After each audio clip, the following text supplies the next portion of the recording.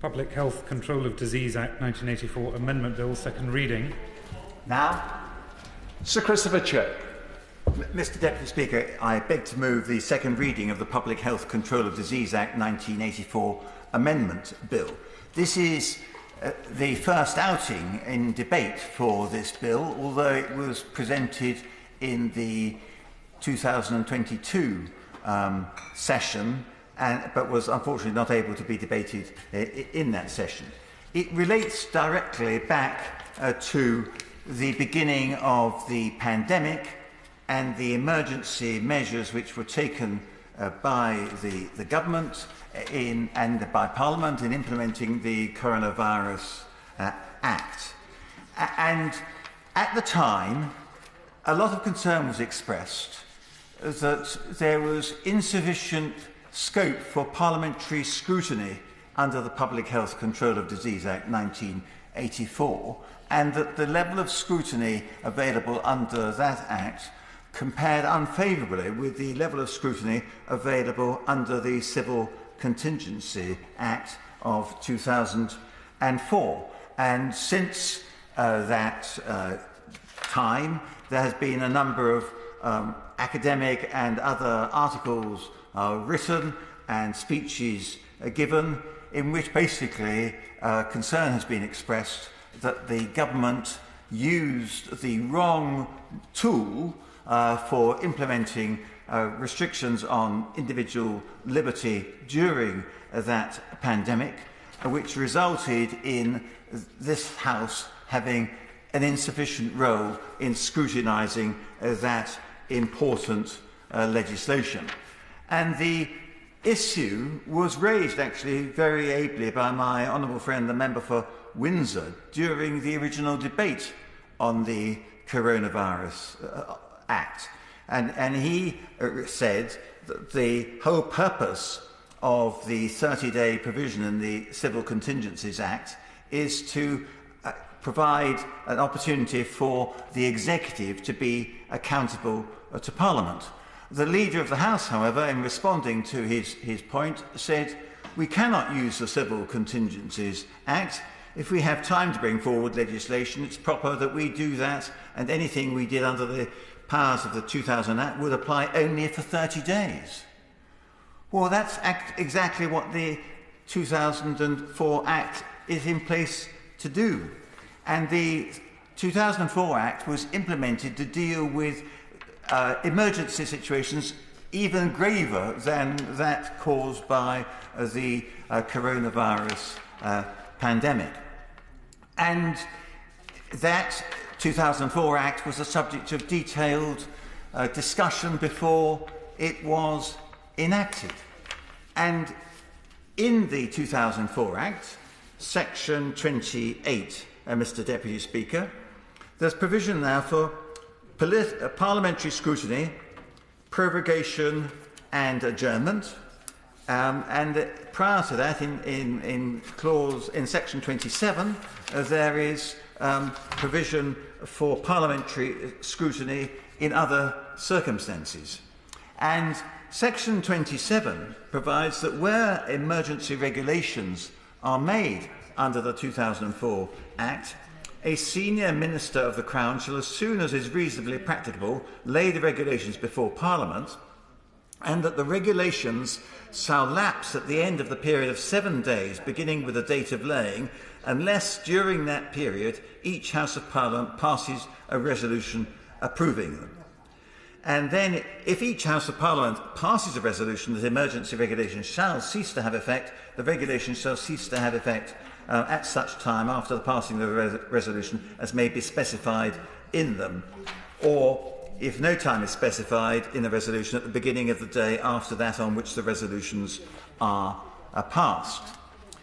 And if each House of Parliament passes a resolution that emergency regulations shall have effect with a specified amendment, those regulations shall have effect as amended. So the Civil Contingencies Act enables the regulations brought forward under its provisions to be amended, unlike the Public Health 1984 Act.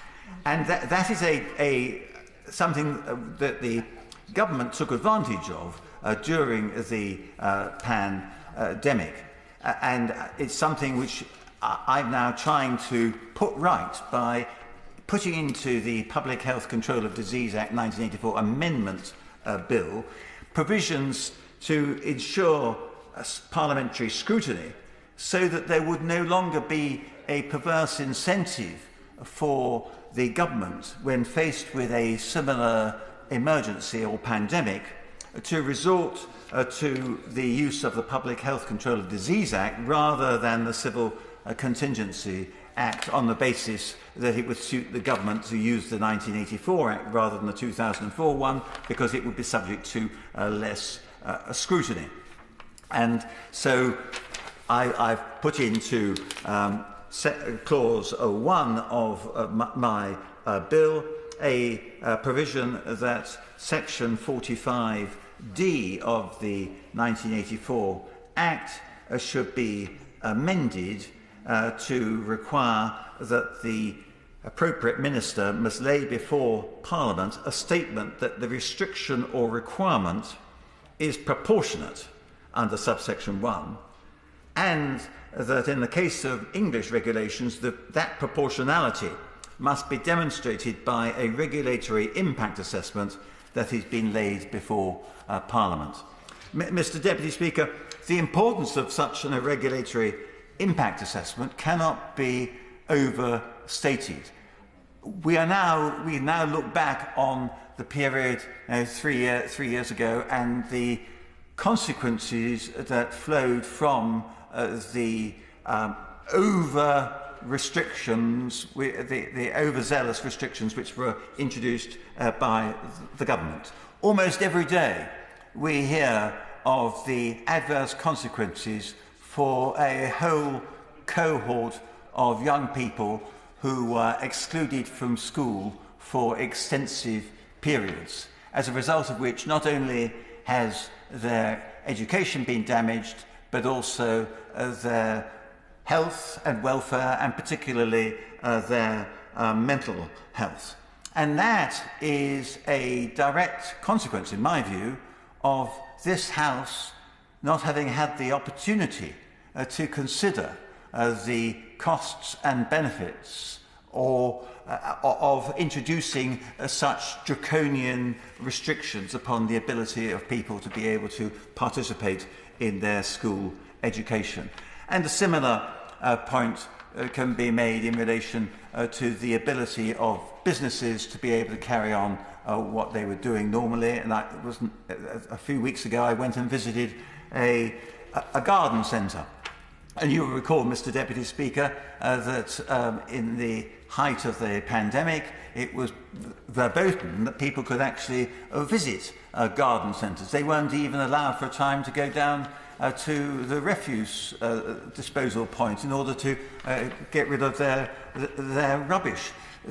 People were not allowed to venture out and meet their loved ones, even in open spaces. And as a result of that, we know that a whole mass of people lost their loved ones without really being able to say goodbye to them because they were incarcerated in care homes.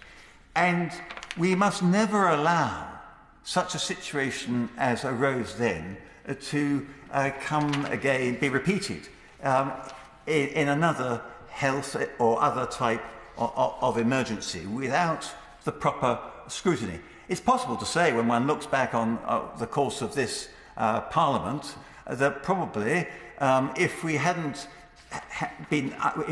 been able to scrutinise the regulations to a greater extent, and in the context of social distancing, that the Prime Minister who was in office at the time of the pandemic would still be in office today, because he would not, the regulations and restrictions of which he fell foul would not have been in place, because somebody would have asked some sensible questions and persuaded the government that such regulations in the workplace where people were working during the emergency in order to try and deliver benefits for the people, that people working in such emergency situations should have been able to have a cup of tea or a bun together without falling foul of the law. So it may well be that the use of the Public Health Control of Disease Act 1984 had a direct consequence, unintentionally obviously, of depriving the former Prime Minister of his post. So that when the history books come to be written, it may be seen as being a much more significant decision by the government, which obviously, as the head of the government, the Prime Minister himself at that time decided to use the Public Health Control of Disease Act 1984 rather than the 2004 Act regulations.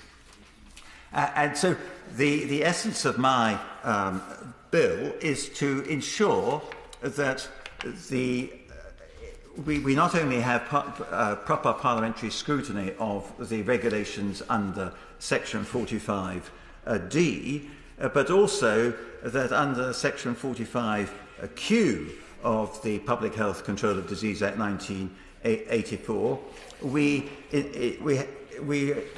introduce a provision that before any regulations can be made under that provision, a draft of the statutory instrument containing them shall be laid before each House of Parliament for a period of not less than 20 days on which that House has sat, and if either House before the expiration of that period presents an address to Her Majesty against the draft or any part thereof, no further proceedings shall be taken thereon, but without prejudice to the making of a new draft statutory instrument, and that part of the draft shall not have effect unless both Houses by resolution approve it, or if any modifications in that part are agreed to by both Houses except as so modified. And the consequence of that, in my submission, would be that there would be no incentive for a government to introduce restrictions on freedom under the 1984 Act, but instead they would use the Civil Contingencies Act, which was, of course, set up for that very purpose. I referred earlier to some of the public commentary that there has been about this. Perhaps the most significant was a lecture given by the noble Lord Sumption, in which he described the draconian measures and doubted the legal basis for them, and he was arguing very strongly that what we needed was a proper parliamentary scrutiny. And another commentator, Tom Hickman, KC, has also made the case for not necessarily using the 2004 Act, but for having bespoke legislation to deal with such situations in the future. And when because it goes back to March 2020, and at that stage, the Public Health Regulations 2020 came into effect on the 26th of March, and they set out criminal laws which required each person or household to remain in their homes until further notice. There were very narrow grounds on which people were able to leave their homes, and the government then issued guidance which, as was discovered through the courts eventually, was often over-claimed and overused by the enforcement authorities. We also found that those regulations were essentially setting up a system of false imprisonment, completely in breach of all the principles of English common law. And we also found that there was tremendous restrictions upon people's ability to be able to go out and earn a living, and the reasonable excuses which were available to enable them to avoid these lockdown requirements were very strictly limited. So, Mr. Deputy Speaker, let us not forget the consequences for individual liberty and for a whole generation of young people and old people who were particularly affected by these draconian laws, brought in my submission, by the government under the wrong piece of legislation and insufficiently scrutinised by this House. Let that never happen again, and let us hope that the Baroness Hallett, when she looks at this issue in the public inquiry, reaches a conclusion that the government did indeed go too far in locking down and restricting freedom and preventing people being able to access education or see their loved ones in care homes and so on. And if that inquiry, whenever it reaches a conclusion, perhaps 5 or 10 years' time, Mr. Deputy Speaker, who knows? I hope that it will ensure that in future, if the government doesn't want to support my bill today, a future government will almost be persuaded by the Baroness Hallett's report to do exactly the same thing and ensure that the Public Health Control of Disease Act 1984 has proper scrutiny provisions as safeguards in it. I beg to move. The question is that the bill be now read a second time. The Shadow Minister has indicated she'd like to make a very short contribution.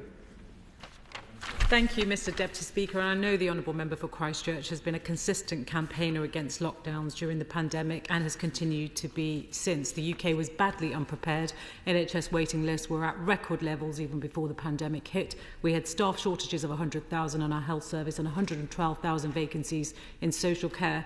And the government's handling of public health measures was chaotic as we jumped in and out of lockdowns, and the best scientific advice was frequently ignored. We know it is the primary duty of any government to keep the public safe and make sure we are prepared for national emergencies like we faced in 2020. But I think there are a few problems with the approach highlighted today. The bill will require regulatory impact assessments to be conducted before any regulations could actually come into effect in England, and also require that any regulations must be laid for at least 20 days before they could pass into statute. We know that in pandemics sometimes governments have to move quickly, and the requirement to wait at least 20 days before regulations could come into effect seems to me to be a potentially dangerous move. To my mind, the question that the Honourable Member raises is more about whether government is up to the task of dealing with another public health emergency in a way that ensures that democratic accountability and public confidence are maintained. If decisions are taken transparently, and if everyone is seen to be following the rules, we stand a much better chance of maintaining public confidence and making better decisions. I do not agree, however, that this bill that would risk tying the hands of the government behind its back during a national emergency is the way to do it. And I would like to see what the COVID-19 inquiry says about the way this was handled and how we as a Parliament deal with these issues in future. Thank you. Very much. Minister. Thank you, Mr. Deputy Speaker. I'm sure the Honourable Lady Opposite will want to welcome the news that in the last 12 months to March 24, 63 million more GP appointments were delivered by our superb GPs and practice staff than there were in March 2019. That's over 1.4 million extra per working day. And I'm sure she'd be delighted to praise our GPs and health professionals for that. But I'm grateful, Mr. Deputy Speaker, to my honourable friend for providing the House with an opportunity to debate an important area of public policy. I am aware of his ongoing interest in the area. And we have, of course, discussed the pandemic on many occasions in this place, and no doubt will do so again. The particular issue that my honourable friend's bill raises is that of parliamentary scrutiny of emergency legislation made under the 1984 Public Health Control of Diseases Act. This is also a topic we've debated before and a matter about which my honourable friend has tabled 2 previous and identical private members' bills in previous parliamentary sessions. Now, we do take the matter of parliamentary scrutiny of new legislation and of the measures the government took to respond to the pandemic extremely seriously. However, such scrutiny must be balanced against the need to act quickly and decisively to respond to a health emergency and to protect the public. During the COVID-19 pandemic, the government had to move quickly to introduce new laws and guidance to protect public health and maintain access to essential services. Now, my honourable friend will be aware that during the COVID-19 pandemic, as decisions were made at pace, ministers from the department made regular statements to the House and invited scrutiny on policy. Indeed, my honourable friend spoke at many of them himself, as well as regular calls for colleagues across the House so that they could ask questions and seek solutions for members of the public who were looking for answers to questions.